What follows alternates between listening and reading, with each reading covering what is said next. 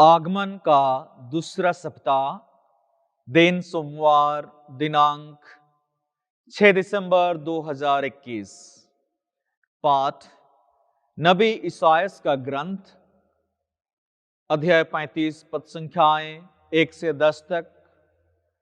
संत Lucas का सुसमाचार, अध्याय 5, पद संख्याएं 17 से 26 तक।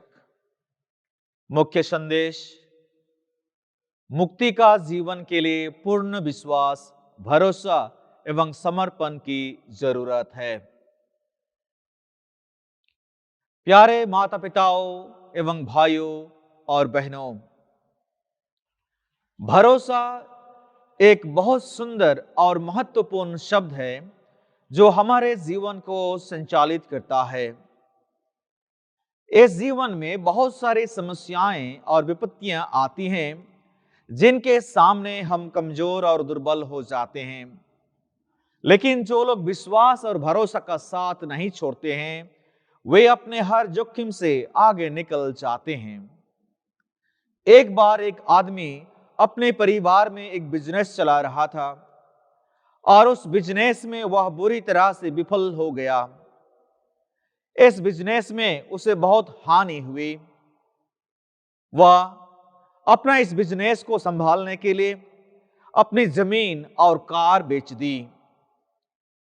उनकी ये हालत देखते हुए उनका एक बेटा ने अपने पिता से कहा, जब आपको इस बिजनेस में इतनी हानि है तो फिर आप इसे बंद क्यों नहीं कर देते।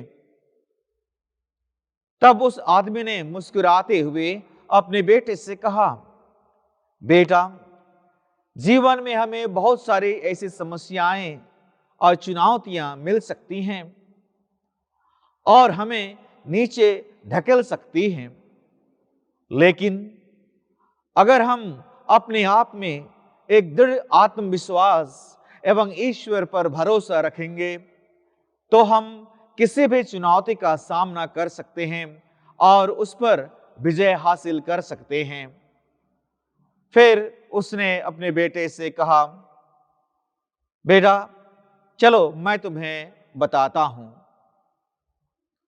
वह उसे एक तालाब के पास ले गया और वहां उसे कूद जाने के लिए कहा। बेटा डर गया और कहा, मुझे तैरना नहीं आता है। फिर भी उसका पिताजी उसे जबरन तालाब में उसे ढकेल दिया। उसका बेटा जान बचाने के लिए जैसा भी अपना हाथ पांव को फेंकते रहा और तालाब से बाहर निकलने के लिए कोशिश करता रहा।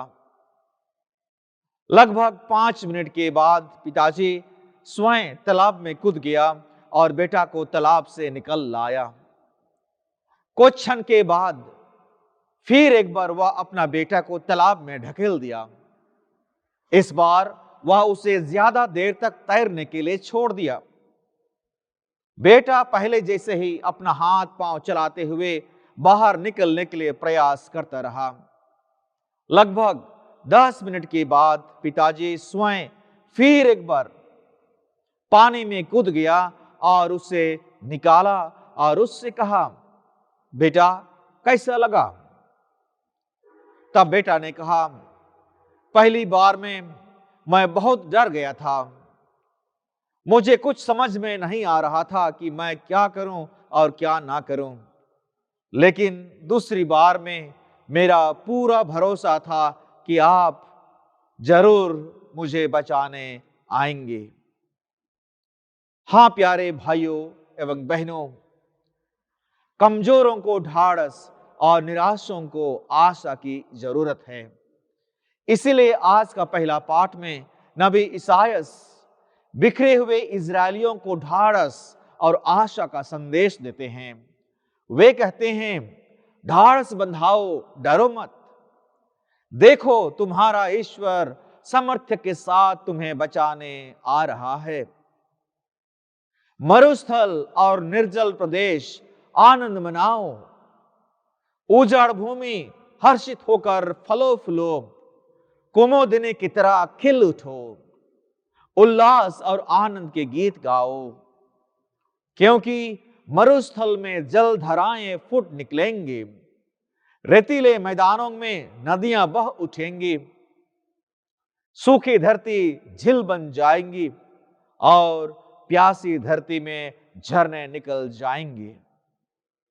हाँ प्यारे माता पिताओं, भाइयों एवं बहनों, प्रभु का वचन सत्य प्रमाणित होता है और दुनिया इसके साक्षी है, तथा प्रभु यीशु स्वयं प्रतिज्ञात वचन का दृश्यमान ईश्वर है। उसे ईश्वर पर विश्वास एवं भरोसा करते हुए उसकी आने की तैयारी करने के लिए हमें प्रभु आज आमंत्रित कर रहे हैं।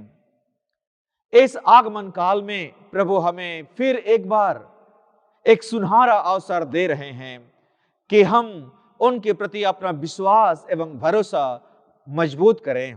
हम सबों से प्रभु आज वही चाहते हैं कि हम अपना विश्वास एवं भरोसा उन लोगों के विश्वास एवं भरोसे की तरह मजबूत बनाएं जिन्होंने उस अर्धांग रोगी को छत के ऊपर से चरपाई के साथ प्रभु के पास उतारा। उन लोगों का एक पूर्ण विश्वास था कि अगर वे इस व्यक्ति को उनके पास ले जाएं तो प्रभु निश्चित ही उसे ठीक कर देंगे, और प्रभु ने वैसा ही किया। उनका विश्वास ही उस व्यक्ति को जीवन में मुक्ति दिलाया। अर्धांग रोगी का आधा हिस्सा में कोई जान नहीं था, जिसकी तुलना आज के पहले पाठ का मरुस्थल के साथ कर सकते हैं। वह मरुस्थल कहां है? वह मरुस्थल प्यारे माता पिताओं हमारे जीवन के कई हिस्से में पाए जाते हैं। जैसे कि हम कह सकते हैं वह बंजर भूमि हमारे विश्वास में, हमारी धार्मिकता में, हमारी नैतिकता में और अन्य कई क्षेत्र में हो सकती है। इसलिए सबसे जरूरी बात यह है कि हम उसे प्रभु के पास ले जाएं। आज हमें अपने जीवन के रोग से ग्रसित क्षेत्र को पहचानने की जरूरत है। हम प्रत्येक को आज यह परखना है कि मेरे जीवन का कौन सा हिस्सा में इस प्रकार की कमी है, मेरे जीवन में कौन सी कमजोरी या कौन सी बंजर भूमि है जिसकी इलाज कराने की जरूरत है। क्या हम इसके लिए तैयार हैं? आज इस आगमन काल में प्रभु हमें नबी इसायास के मुख से ढाढ़स देते हैं और अपने पास पूर्ण उम्मीद के साथ बुलाते हैं। आइए हम प्रार्थना करें कि प्रभु स्वयं हमें अपने पवित्र आत्मा के सामर्थ्य से अपने पास आने के लिए प्रेरित करें। आमीन।